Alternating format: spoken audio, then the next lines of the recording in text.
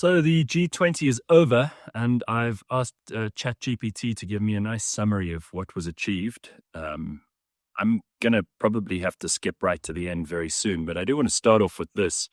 There are 122 points that they catalogued as their aspirations. And a lot of this is just recycling from previous summits. It's massively heavy on symbolism like Ubuntu. And whenever this government of ours starts grasping at Ubuntu, they've run out of everything else. They're looking for low-hanging fruit. Positions Africa as the center of global development, but avoids binding obligations, measurable timelines, or mechanisms to compel compliance, especially from the largest emitters, debt holders, or geopolitical actors. So in other words, it's more of this performative politics that we've become so used to, and frankly, that everyone in the world is so sick of.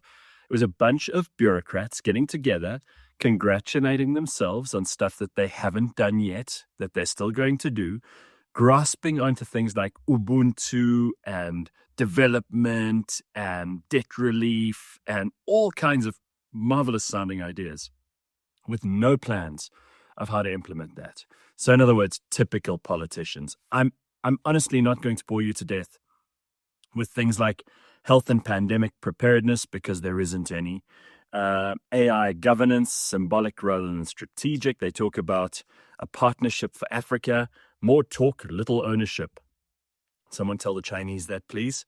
It's just nonsense. I'll summarize with this, okay, because this is a pretty good take on everything. The 2025 G20 declaration is comprehensive, but largely symbolic. No binding obligations, no financial commitments, no enforcement mechanisms, no geopolitical breakthroughs. Heavy rhetorical emphasis on Africa and Ubuntu, but minimum structural change. So they're all pretending. They're play acting at government. The thing we need the least in a world where action and results are the only thing that matters.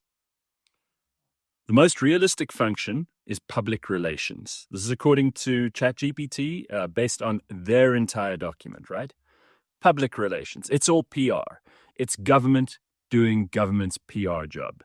Positioning Africa as a host and the moral center of global governance, which of course none of them believe because it's the first time it's ever been in Africa. And so many other countries didn't even send their leader. They sent a delegation, but no one who anyone would recognize the names of. So, I'm sorry, for the billions of rands that this cost us, the South African taxpayer, because you paid for it, whether you like it or not, no value. Fight me in the comments. I would love to hear if you disagree. No value. This is just another talk shop, one that we did not need. There are enough of these. What we require from our government and the world's governments is action. And I don't see any people on that panel who are men of action. Certainly not the ones that came.